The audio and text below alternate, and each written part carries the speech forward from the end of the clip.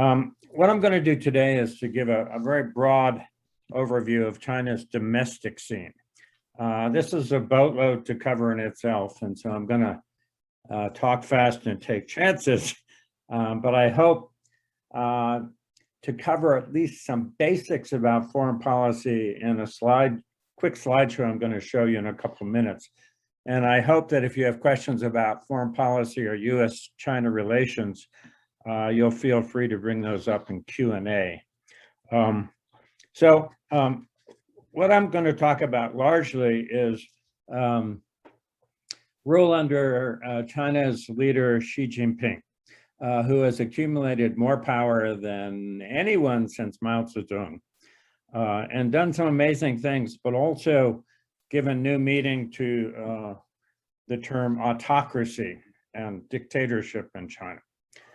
Xi Jinping, whose surname is Xi, so the surname comes first in China, came to power in November 2013 during a period of really spectacular economic growth and rising strategic influence in China, but one that was marred by problems he had inherited from his predecessors. And these included things I'm going to talk about as we go along here: inequality, massive corruption, excuse me, domestic unrest, and in addition, a growing sense of domestic malaise. In fact, the 10-year period of his immediate predecessor, a guy named Hu Jintao, was often referred to as the lost decade. And this was so because problems were mounting, leadership calls for reform seemed to be going nowhere, and even prosperous Chinese were wondering, does this country really have a vision? Doesn't know where it's going. Excuse me. So as I said, Xi has clearly taken command. He has accumulated more power than any leader in the last 40 years. And as I'm sure you're aware, he has moved China ever more into superpower status. China, I'm sure you know, is now the second largest economy on earth, has a massive global strategic reach, is successfully challenging the United States, not just for global leadership, but also challenging US values. It has replaced the US as a recognized global leader on issues like climate change. And as you know, continues to sort of check the boxes of showcase accomplishments. Just last week, you probably read that they put their own rover onto Mars just a few days after the United States achieved that task. There's been stellar accomplishments under Xi, and I don't want to besmirch any of those. But under him also, many of the problems that I mentioned a few minutes ago have multiplied. And despite emerging from both the US-China trade war and the pandemic in pretty darn good shape, Xi has issues. China's economy, for example, has slowed as it has matured. And there is increasing sentiment that the export model that made China an economic juggernaut has to be fundamentally altered if China is going to retain its position as an economic leader. So Xi is markedly more charismatic than the guy he replaced, who was sort of a milquetoast. And he carries a cachet as one of the offspring of one of the founding revolutionary leaders. And in truth, he has responded to very complicated challenges very boldly, even as he's used nationalism and several other means to bolster his personal power. So this has spawned images of a man that range from that of a visionary reformer to, from our perspective, that of a tyrant. So let's switch to a couple slides.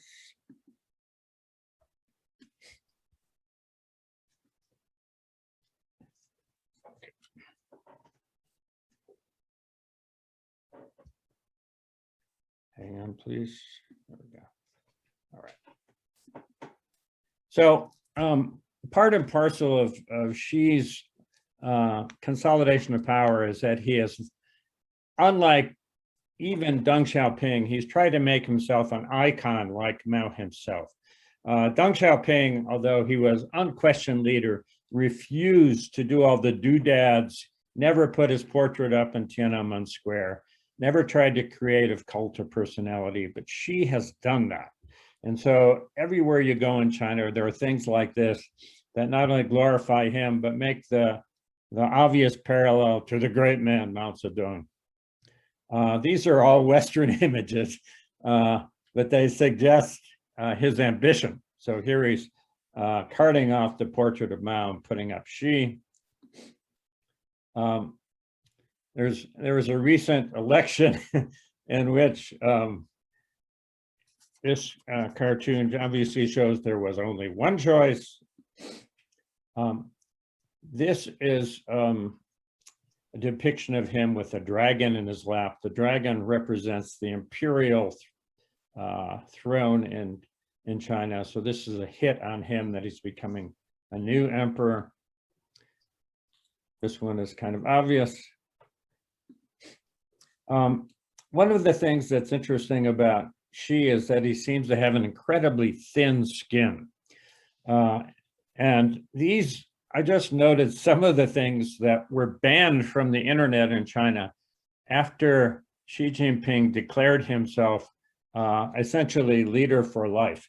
He ended term limits. And this is a big deal because after the horrors of the Great Leap and the Cultural Revolution, the Chinese leadership decided that they would never let another leader accumulate so much power that if they became a nut job, they could bring China to the brink of disaster. And so they decentralized power. Again, Deng Xiaoping refused to make himself the new Mao. But now Xi has ignored all that and broken all the rules. And so after he ended term limits, which previously had been 2 5-year terms and adhered to by everyone else, there was a real consternation in China, even among his supporters. And so you can see some of the things that were banned here. You can read them all, but personality cult, immortality, Yuan Shikai, who made himself emperor in 1916 as he had tried to grab power, and on it goes.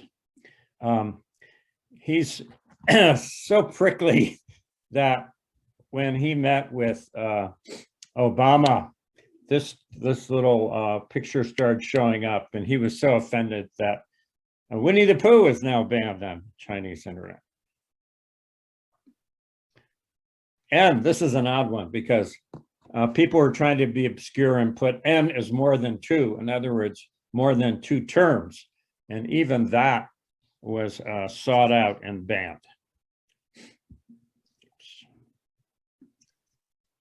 Now we can sort of creep into foreign policy, and I'll give you some fundamental ideas about that, and you'll see how foreign policy is inextricably linked to domestic forces in China. This shows him as an octopus who's trying to stretch China's reach well into Southeast Asia. Oops.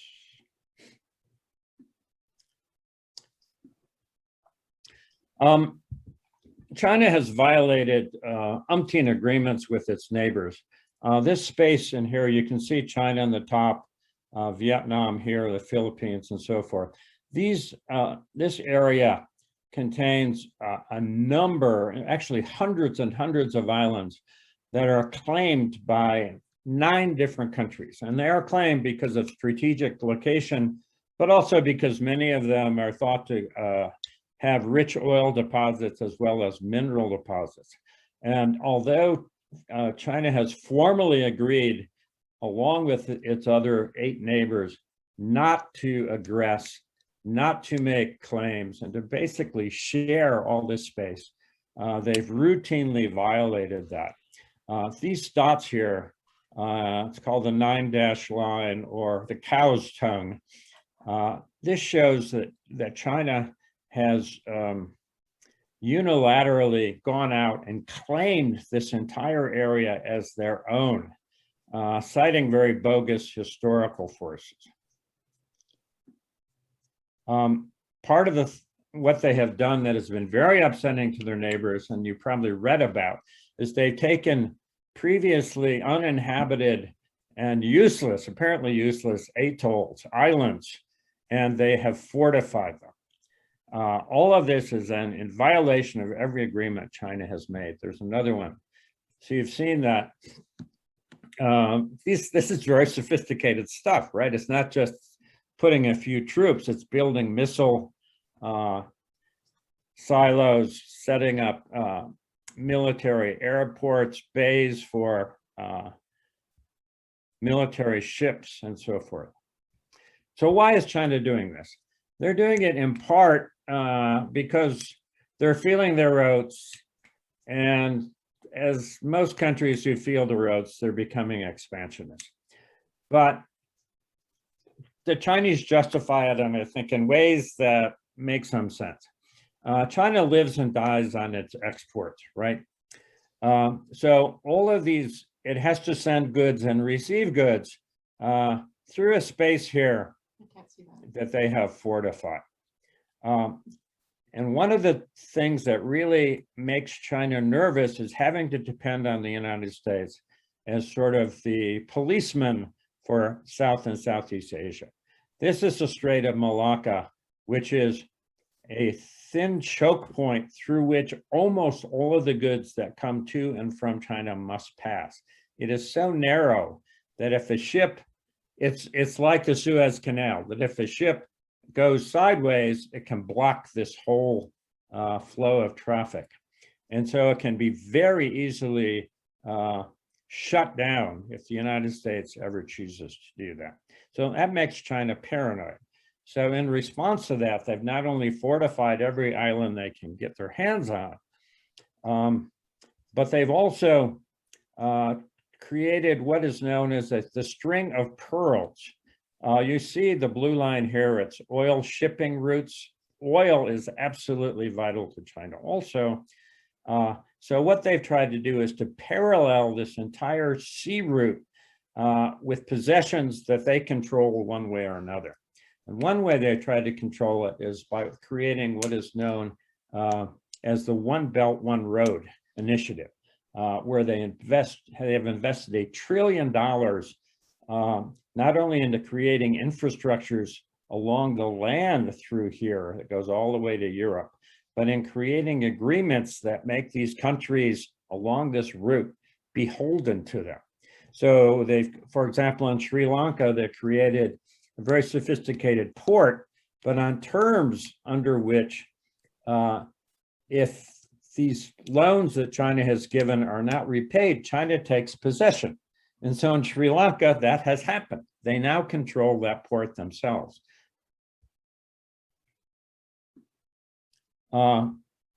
More examples of the string of pearls. All of these stars represent key areas along this route that China has one way or another gained incredible control. Another route here. So China has portrayed this, of course, as reaching out to its brothers and all its neighbors, but it's very strategic. As we'll see, China is so beholden on materials and resources, especially oil, that they're trying to hedge their bets that if they can't get it by sea, they're trying to get it by land. Okay.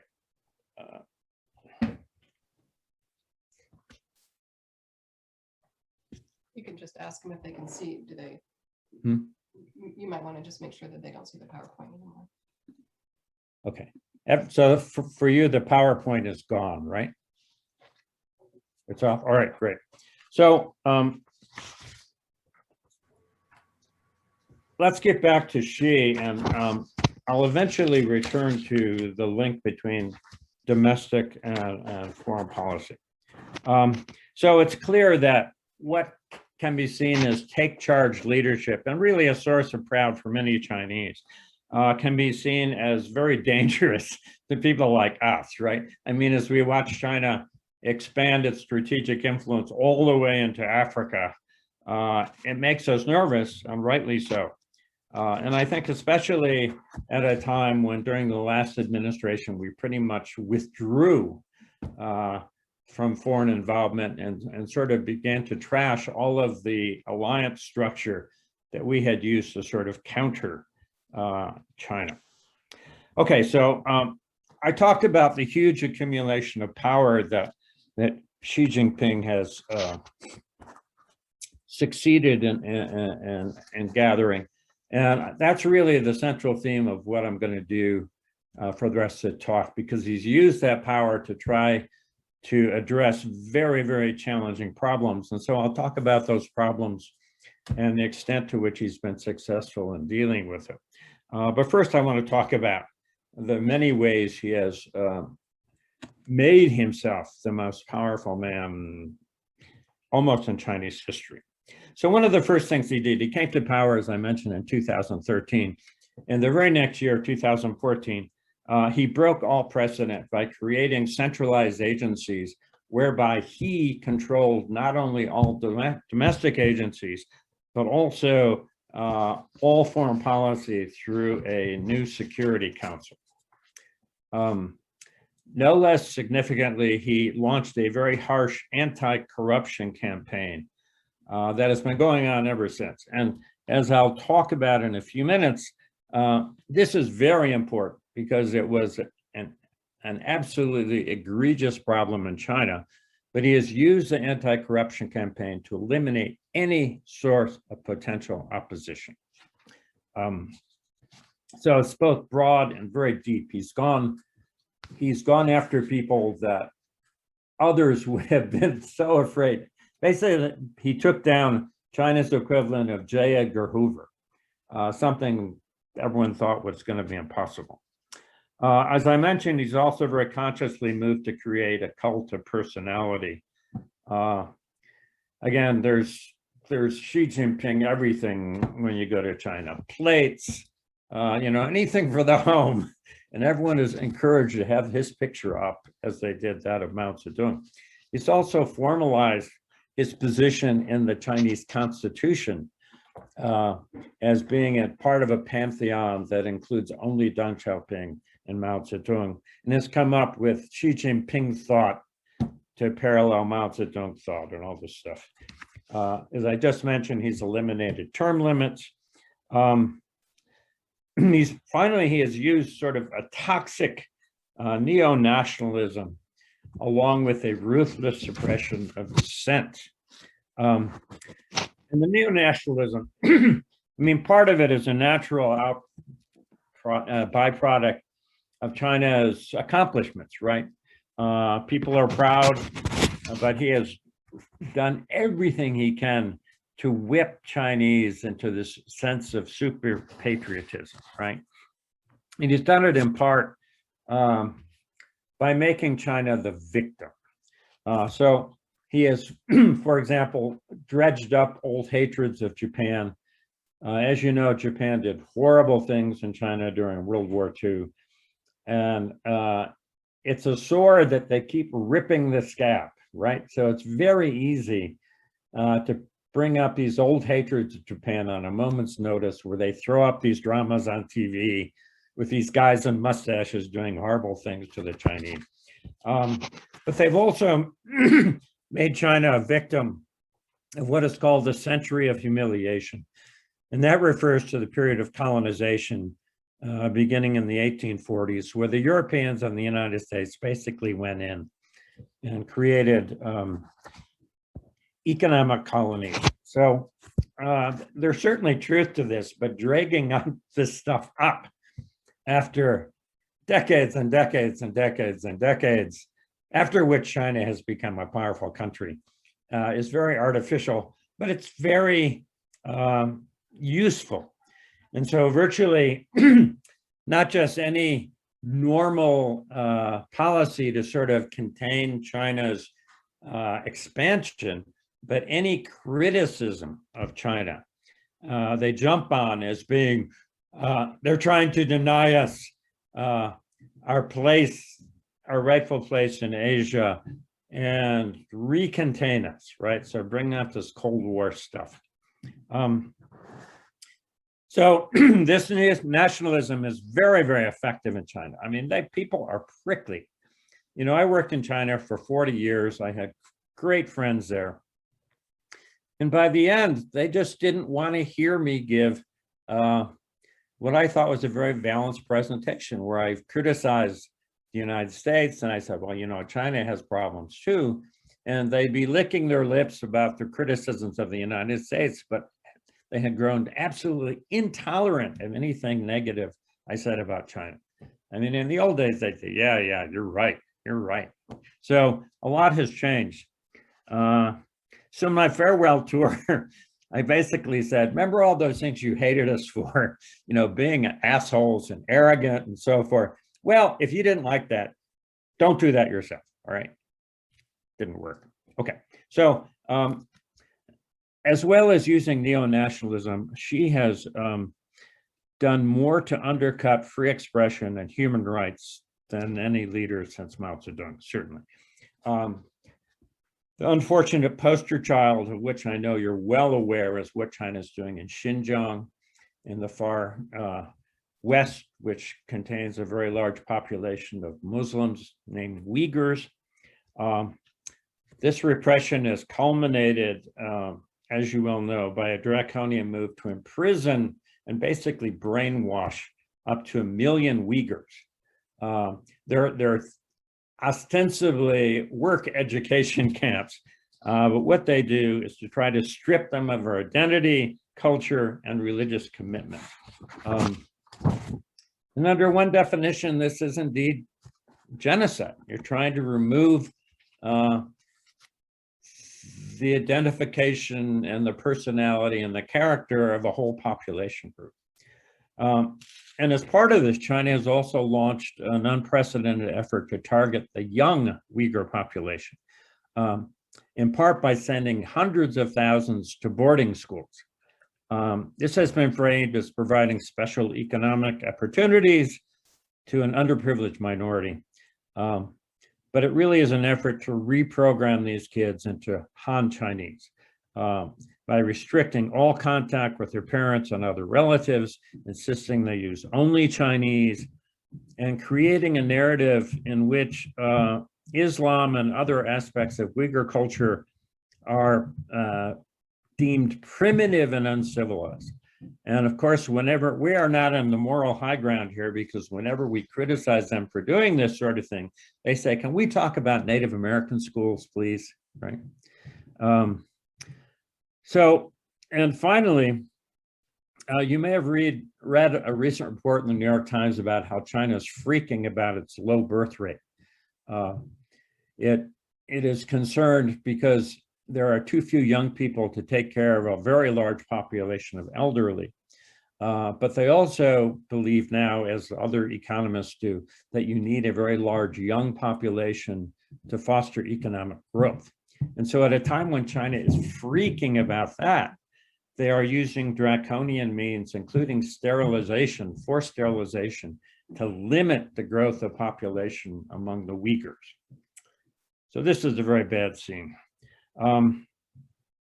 Another place where China has sort of exceeded its past boundaries is in the suppression of protest in Hong Kong. When Hong Kong was returned to China in 1997, Deng Xiaoping made a commitment that he would not change that system, including its representative democratic political system for 50 years. Now China just said, screw that.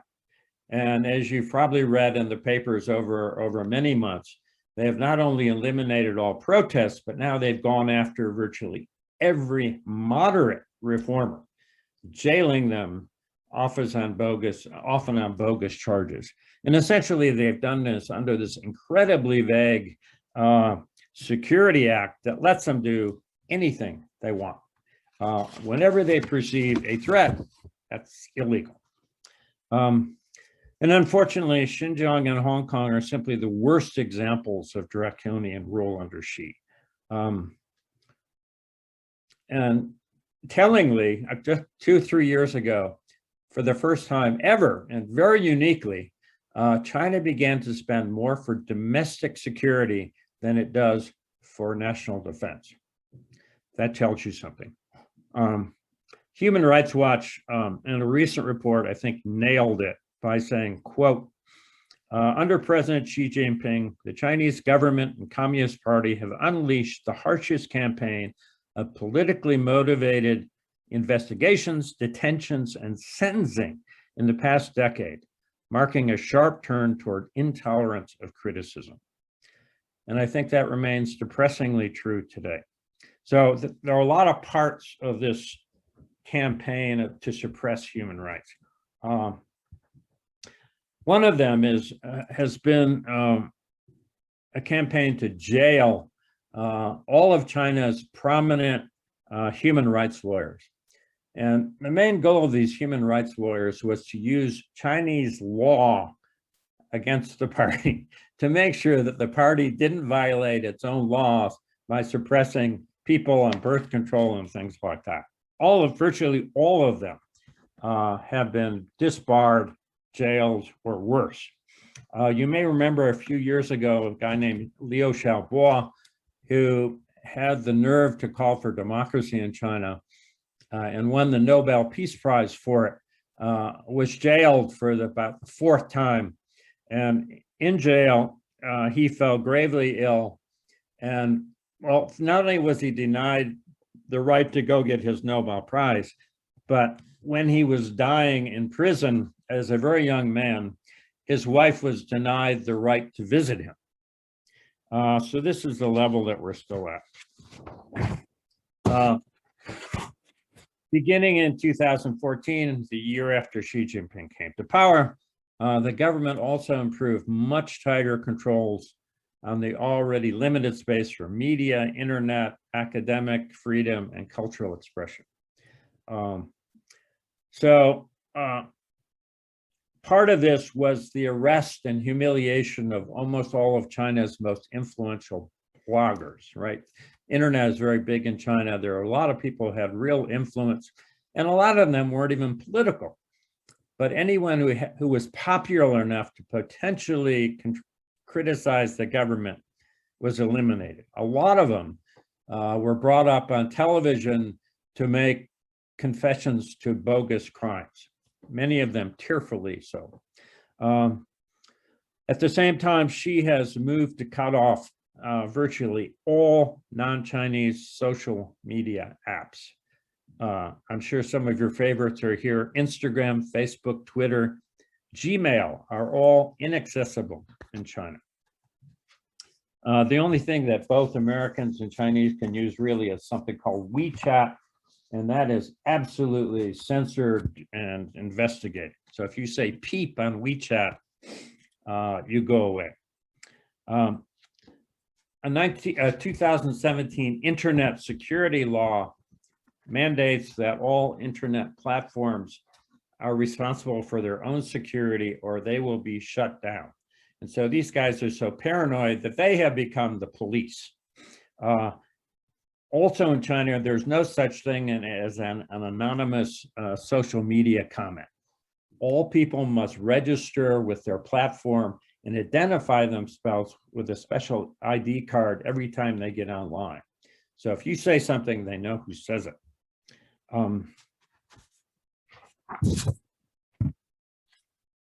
And leaving nothing to chance, I said that the media platforms have to police themselves. They also get help from 2 million internet police who troll hundreds of sites looking for anyone who might be not only critical of leadership, but maybe too positive about Western ideas, okay? China also has the world's most invasive system of facial recognition software. In many ways, they get people's facial imprint through media games, through menus. When people go to a restaurant and order online, their picture is taken and they become part of the system. And finally, China has experimented with what they call a social credit system. Now, ostensibly, this uses ever more intrusive technology to create a report card on people. And again, ostensibly, it's to give people credit for being good citizens. But everyone thinks that the real reason they use it is to make sure that anyone who steps out of line is tracked and taken care of. So a lot of this stuff enters the realm of 1984 spooky, right? But it's just going on and on and on.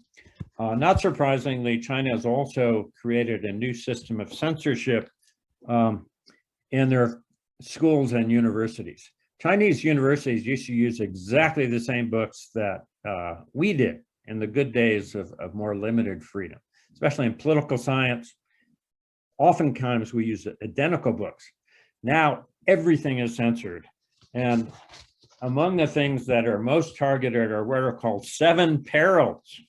And they include such travesties as Western constitutional democracy, promoting universal values of human rights, Western-inspired notions of media independence and civil society, and nihilist criticisms of the party's past. In other words, you will not mention Tiananmen, you will not mention the Great Leap, you will not mention the Cultural Revolution.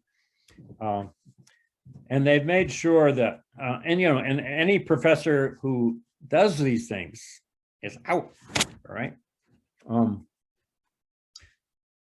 And all of these things are paired with a propaganda machine that would make Fox News envious. There is only one truth, and anything that's inconvenient is either not reported or absolutely distorted. So the Chinese version of the Hong Kong protests are vicious rioters who are trying to overthrow the system and attack China. And that's all they hear is the negative stuff. Not surprisingly, this neo-nationalism and propaganda focuses in large part on the United States. For decades even, but especially in the last decade, even when democracy was clicking along well in the United States, China was shopping a model of a more efficient, controlled government and saying that democracy is way too messy and these people can't get anything done, and it's all bogus values, right? So as you can well imagine, recent events in the United States have been the gift that keeps on giving, right? Black Lives Matter for the Chinese, as for a lot of Republicans, unfortunately, have become race riots that are tearing apart the United States. As you might well imagine, the June 6th attack on Congress and the subsequent refusal to acknowledge Biden's victory have been portrayed over and over and over in China as obvious evidence of the weakness, not just of America, but of the pathetic nature of democracy. So we're not doing ourselves any favors. Well, why is China doing all this? Well, some of it is understandably sort of hubris over the extraordinary things they have accomplished. But I would suggest it also reflects fear and weakness too. And particularly leadership paranoia about unrest. What a lot of you may not know, because it's suppressed in China, is that there are typically about 100,000 large-scale protests in China in any given year. So there is a lot of people in China who are not thrilled by what's going on, in large part because they are being left out of this generally positive, extraordinary realm of accomplishment. So let me look very, very quickly, since I've already ruined my time limit, about some of the problems that make people unhappy. They include the environment, corruption, and inequality.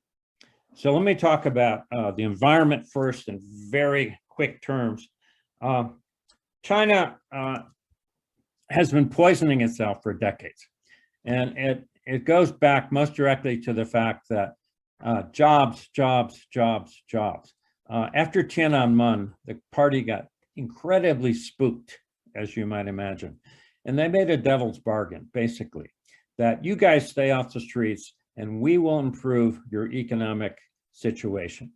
And so what that meant, that beginning in the early 1990s, China put itself on a treadmill where the legitimacy of the party depended on creating ever more jobs. And every year, 12 million young people get into the job market. And so it is a treadmill. And so this is linked to everything we talked about in foreign policy, the need to have more resources, more oil, more materials to keep these factories going, right? So as a byproduct of this, when jobs are everything, as you well imagine, environment slips down in importance, and China has been basically poisoning itself. Just in air quality alone, a World Bank report commissioned by the Chinese and then immediately suppressed by the Chinese showed that 500,000 people were dying every year prematurely because of air pollution. Water, oh yeah, and a recent study showed that 80% of China's cities, with just a couple of years ago, failed to meet standard air pollution cleanliness standard. Water is another problem. A Chinese study before it was suppressed showed that 70% of all the cities along the Yangtze River, which is China's main river, were actively polluting that river. And that 70% of all of the nation's water was not only polluted, but was unsafe for human touch. In other words, you can't swim, you might start to dissolve. So China has tried to get its act together, and has tried to get it together in part because of huge protests by the middle class in China, whose support is vital for the Chinese leadership. So you remember back several years ago, the air apocalypse, where you saw pictures where you could barely see the buildings in Beijing and other places. So they've cleaned those up, but they've done it in a cynical way. They have moved thousands and thousands of polluting factories away from the site of this middle class, which has political clout, and into the countryside among the poor who have no clout. Okay. So China does this big song and dance about being the leader of climate change, and they're certainly doing more than we are. You know, they're investing in alternative energy and electric cars and all that stuff. But they still have this unholy alliance with coal. And if we think that fossil fuels are strong in the United States, they are much stronger in China. So at a time when there's the song and dance about alternative energy, and all of it's real, the fact is that China's throwing up a new coal-powered power plant every 2 weeks. And China consumes more coal than the rest of the world combined. And as they continue to do that, there's no way they're going to make gains on climate change. In fact, they are now emitting more carbon dioxide than they were a decade ago. Okay, so let's talk, that gives you an idea. A place, an area, one of many where Xi Jinping has talked the big talk and shows himself to be a global leader, but the reality isn't so tidy, all right? Another huge problem in China is inequality. This has been ongoing, and there are very good structural reasons. You know, if you leave the east coast of China, there's no rain, the land sucks. Water is the big problem. Communication is very difficult. So forever, the East Coast has been advantaged compared to the West Coast. And China's thrown money at the West, but there's only so much they can do. But what began to differ during the Chinese economic takeoff was that hundreds of millions of poor people who had known no other life started to go to the East Coast to work in factories, and looked around and saw people in Mercedes and gleaming apartment buildings, and didn't like what they saw very much, right? So at the height of the Chinese exporting machine, you had 250 million people working, leaving the poor rural areas and working in rotten conditions, sweatshop conditions in Chinese factories on the East Coast. And all of them were denied the ability to legally live where they were working, which meant they couldn't send their kids to school, nor could they get any of the normal perks of citizenship. So that made them angry. And then as a result of the 2008 recession, when exports to the West began to drop like a rock, all these people were sent back to the rural areas where they are today. Rural areas where schools suck, where housing is poor, where there are no jobs, and apparently no future. So this inequality is so stark. China trails only Russia in terms of inequality. I mean, we thought we had inequality, right? 10% of the population owns 70% of all the wealth. China is worse than that. So they have this huge population that is disadvantaged, and they're angry. But more than that, they are a weight on any Chinese effort to create a real vibrant economy. There's a great book by a local guy who was head of Reuters, no, not Reuters, Bloomberg economics in China for 23 years. His dad was a professor in the English department at U of M. Now he's back. His name is Dexter Roberts. He's written a great book called The Myth of Chinese Capitalism. And his whole premise is that these people in the rural areas who have worked in the factories and now gone back, they are a lost generation in China. And unless they can be empowered, China is not going to reach the heights it hopes to. All right, so I'm skating here. Let me talk about one more thing, and that is corruption in China. Huge, huge issue. China has been enormously corrupt ever since the reform, because there was so much money coming in and so many opportunities, and everything was decentralized. And so, you know, everyone was making money and on the take, and every local leader was working with contractors to throw stuff up and get credit for contributing to the economy.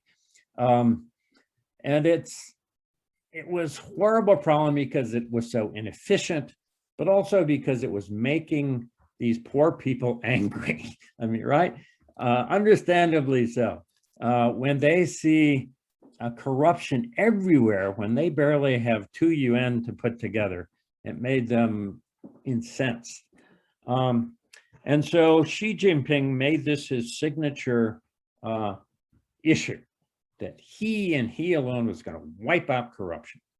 And he's done a damn good job on one front. 100,000 party people have been punished for corruption since he came in. And this has reached levels that were absolutely unthought of before. The problem is that it's after 8 years, it's still persisting.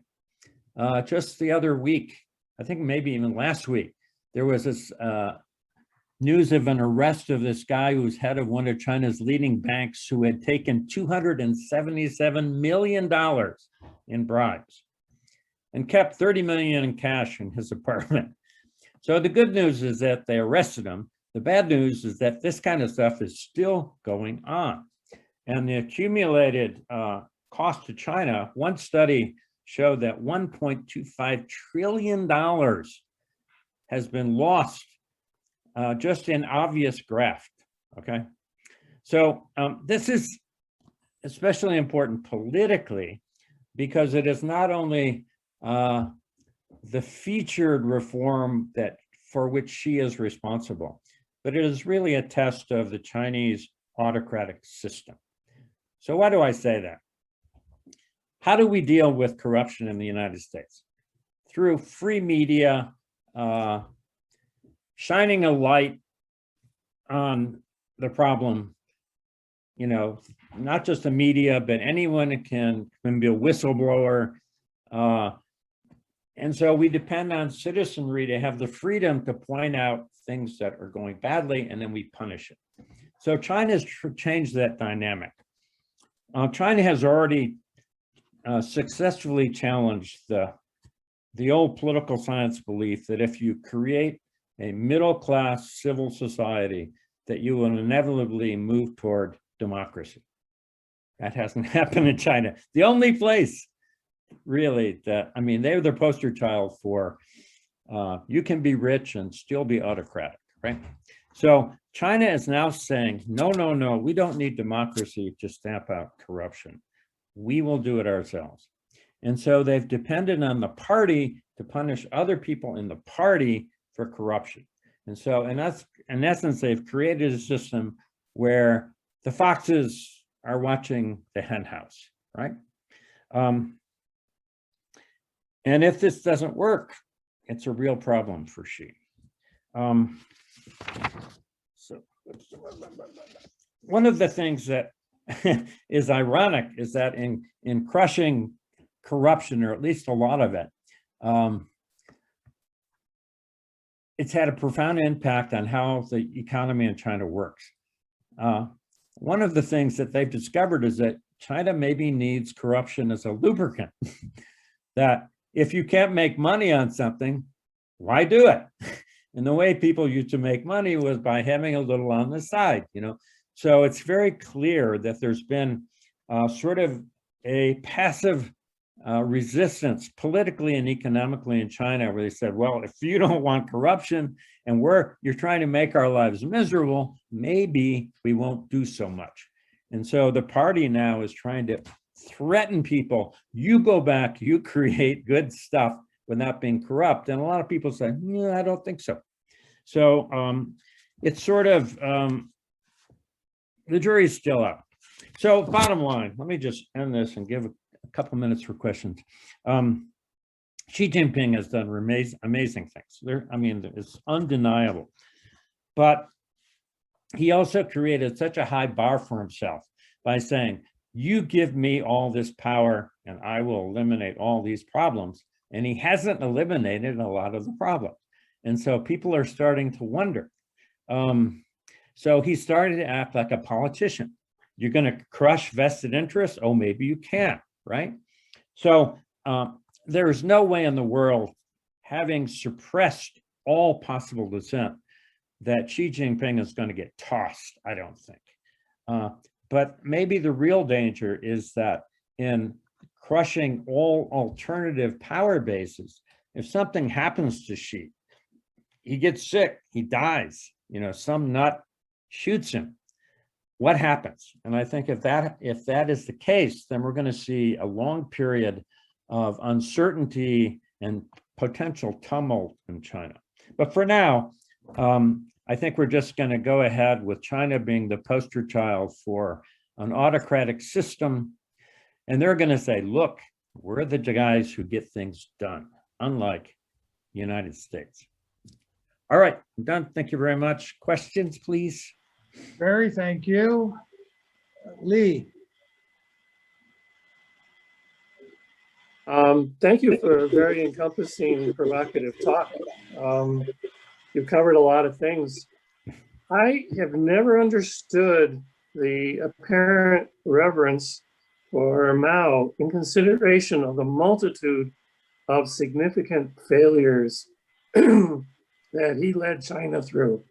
How do you explain his reverence when he was such a disaster? Yeah, well, I think the answer is that as bad as Mao was, things were so much worse before him. And he communicated that he actually cared about the people, but he also helped China stand up, that it had been the sick man of Asia. And by uniting the country and ending corruption at that time and ending horrible inflation and making the Chinese people proud. I mean, they went into the Korean War and with people who were wearing holy sneakers, you know, fought the United States to a standstill. So doing things like that made the Chinese people feel that not only were their lives a little bit better, but that they weren't humiliated anymore. And I think as Mao went on, most of the horrible things he did were later in his reign, when he started to be worried about the loss of socialism and going to meet Marx and doing just horrible, idiotic, adventurous things that led to loss of life.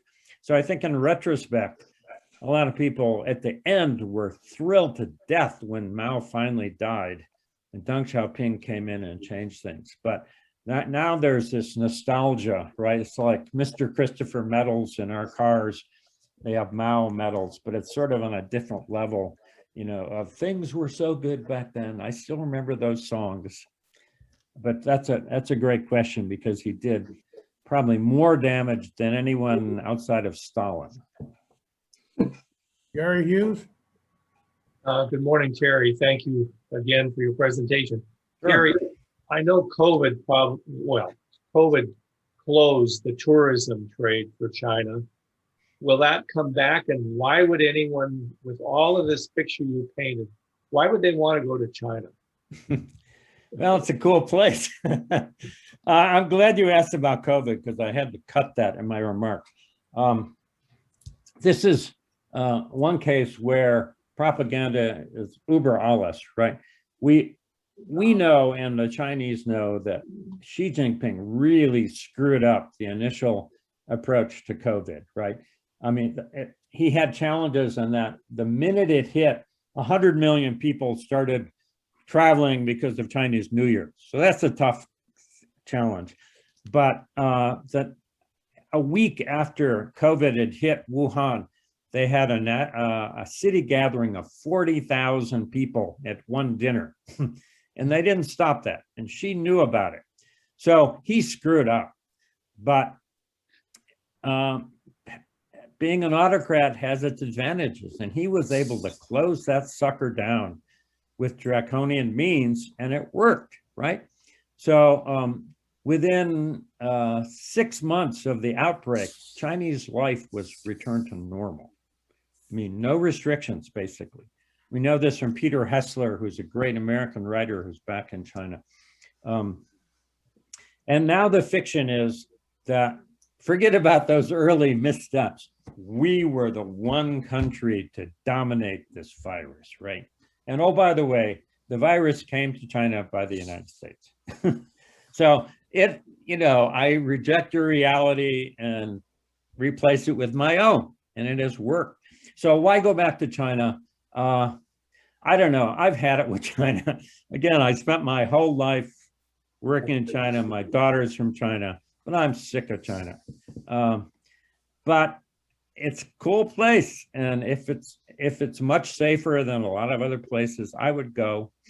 My daughter, I'm been nudging her to go to Taiwan from now on instead of China, just as a political statement. I think she's cool with that. But so if you don't want to go to China, good for you, right? How was a tourist be? I'm sorry, what? How is a tourist with all the regulations? How are you a tourist? How can you go without all this observation, and you might end up in jail? Yeah, and that's something that you have to consider. I mean, I never felt for my life or about being arrested in China, even when I worked at the embassy during Tiananmen. I mean, I was trailed, but I never thought I'd run into political trouble because they wouldn't dare. But now they do dare. So that's something you have to keep in mind. And it's not rampant, but there are enough egregious cases of people being arrested. It's a political statement that you have to keep that in mind, right? Thank you, Terry.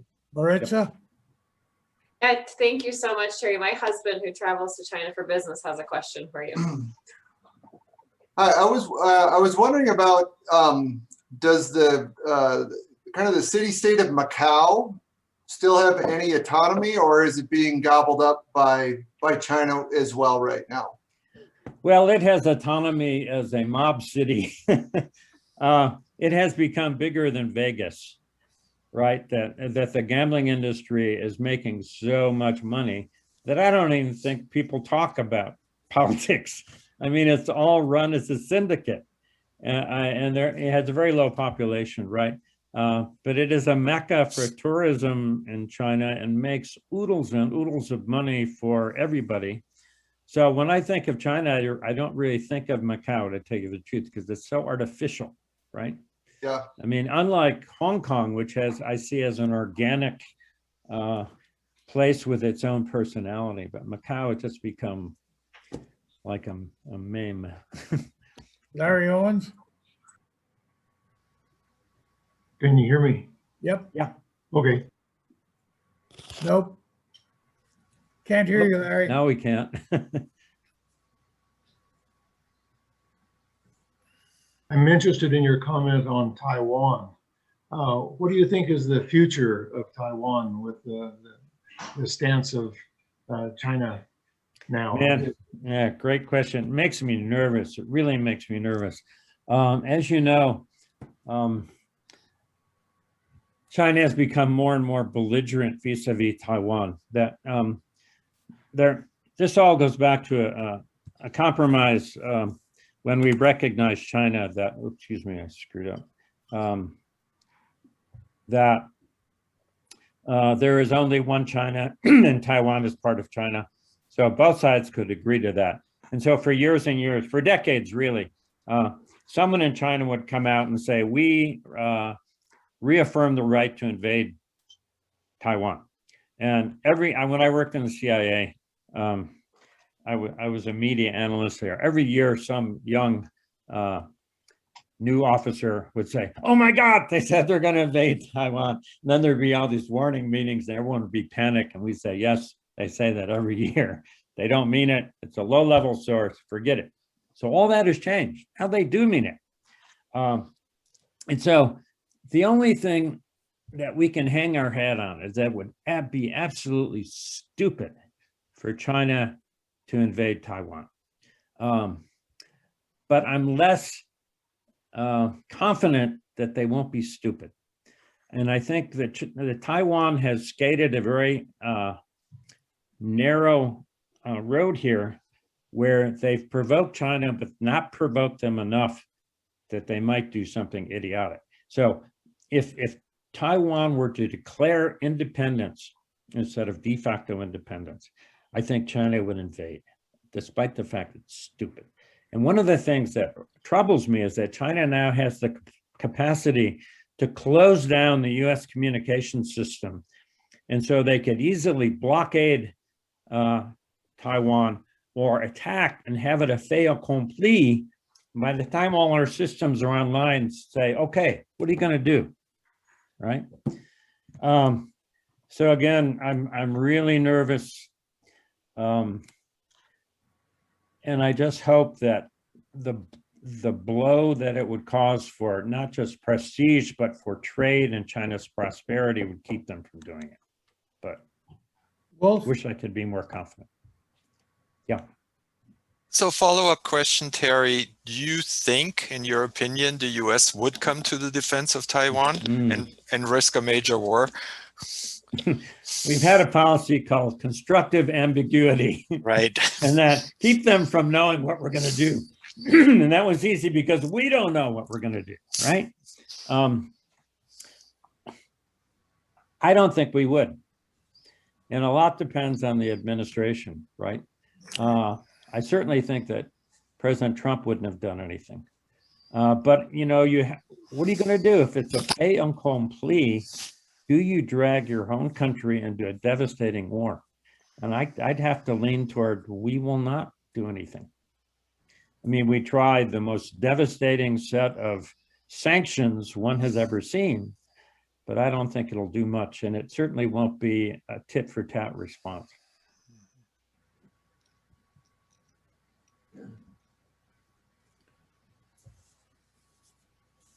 Okay, Terry. Well, I think our time is up. And before we leave, I want to recognize a couple of birthdays that I should have mentioned earlier. Bill Lindstrom, Louis Higginbottom, and Jack Chambers. Happy birthday to all of you. or whichever of you is on the call. Well, And thank you all. I appreciate the opportunity to talk to you, and sorry I raced. thank you very much. That was fascinating. Next week, our speaker is Lee Silliman, who's going to talk about responding wonder, the personal journey of photography and calligraphy. So that'll be next week, and I'll see you all next week, and have a great week in between. Thank you all again. Thank you, Bye-bye. Jim. Thank you, Terry. Thank you.